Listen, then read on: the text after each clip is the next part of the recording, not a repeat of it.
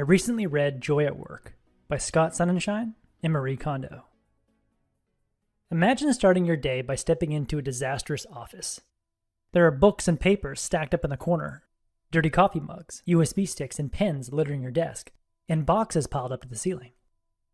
The clutter is overwhelming, and as your attention is being pulled by the different objects in the environment, you're losing energy even before you start working. At UCLA, studies show that working in a cluttered space elevates cortisol levels, which results in chronic stress and can lead to depression and insomnia.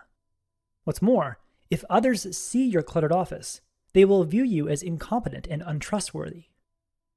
If you struggle with a cluttered office and want to eliminate stress and give the impression to others that you can be trusted with important work, then it might be worthwhile trying the KonMari method, explained in Joy at Work. Co-author Marie Kondo, famous for her last book, The Life-Changing Magic of Tidying Up, created the Spark Joy movement with the KonMari method.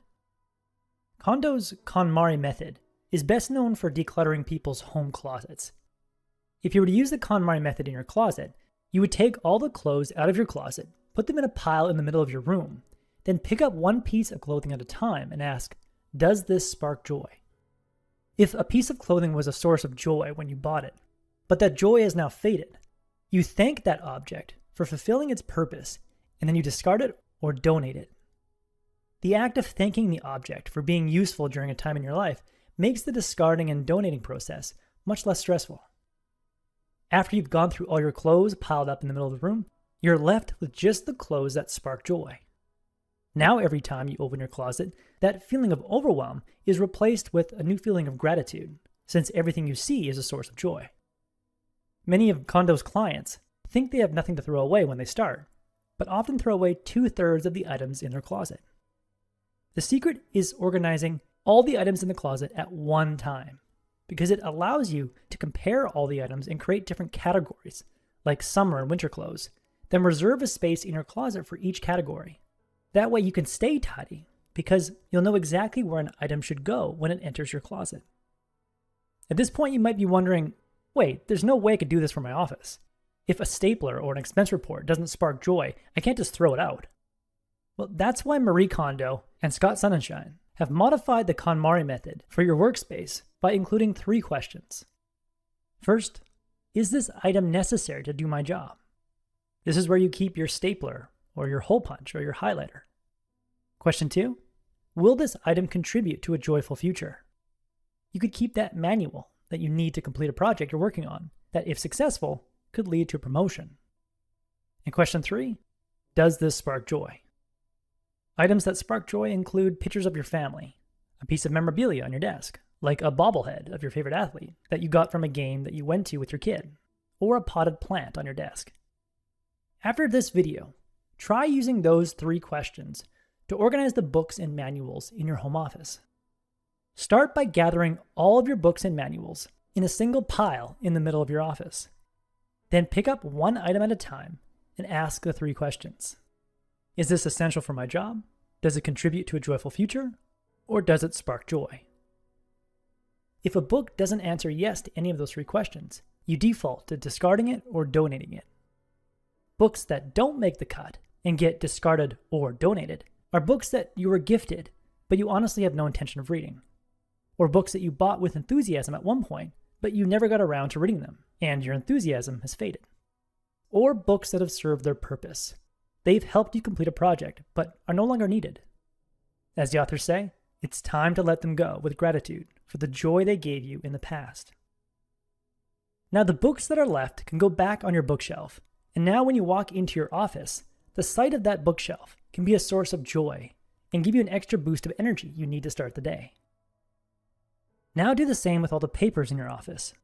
Keep only the papers that are necessary to your job, contribute to a joyful future, or spark joy. Then store those papers in upright folders in a filing cabinet, not in a pile in a box under your desk. After that, tackle all miscellaneous items like USB sticks, sticky notes, paper clips, electronic gadgets, coffee mugs, or supplements. When you're done sorting these, using the 3 questions, make a space in your desk for each category of miscellaneous items. That way they're out of sight and you know exactly where new items go if you decide to keep them. Then lastly, tackle all the sentimental items you have, like framed pictures, gifts from your children, or awards you received in the past. These are often the hardest to part with, but if you thank them for the joy they once provided and acknowledge that their time has come and gone, it's easier to retire them and discard them. But if you're still struggling, research shows that simply taking a picture of the item will make it easier to part with. Now that you've tackled the clutter in your physical workspace, it's time to address the clutter in your digital workspace. When you fire up your laptop or computer to start the workday, what does your desktop look like? Is it like Marie Kondo's, a beautiful background picture with just one folder in the corner called storage? Or is it more like how co-author Scott Sonenshein's desktop used to look like? A desktop with so many files that Scott had to squint to read the file titles. Mine was a lot like the latter. Every time I started my computer, I was instantly overwhelmed. So I did the KonMari method for each item on my desktop by asking a variation of the 3 questions I just explained for sorting your physical space. The 3 digital workspace questions are: 1. Do I need this file to get my job done? This could be a Word document I'm using to create my next presentation, or a photo I need to put in my next blog post. 2nd, will it provide me with guidance or inspiration for future work? This could be a document of an old project that I can save and review when I start a similar project in the future. Or it could be a quick note I wrote for a project I want to start someday. And lastly, does this file spark joy right now? This could be a screenshot of my YouTube analytics showing that I hit a goal that I set for myself last year, or it could be photos of my family.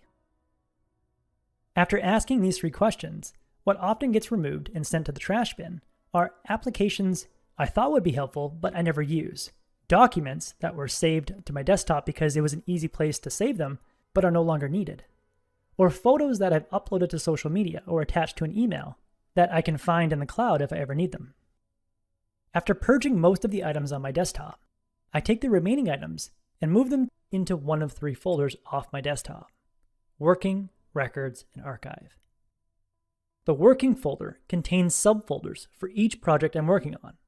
If I have more than 10 projects, I make an inactive projects folder and put any inactive projects in there. The Records folder is a place for all non-project related photos and documents I want to keep, like work procedures or photos of my family. The Archive folder is for all old project files that I may need to complete future projects.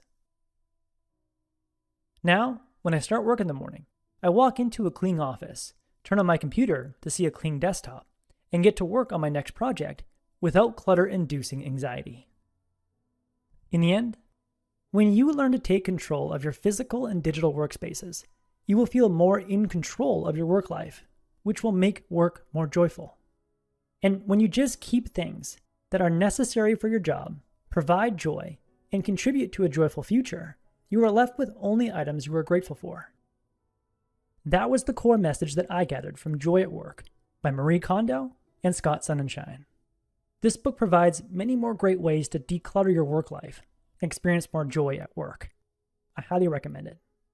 If you would like a 1-page PDF summary of insights that I gathered from this book, just click the link below and I'd be happy to email it to you. If you already subscribe to the free Productivity Game email newsletter, this PDF is sitting in your inbox. If you like this video, please share it. And as always, thanks for watching and have yourself a productive week.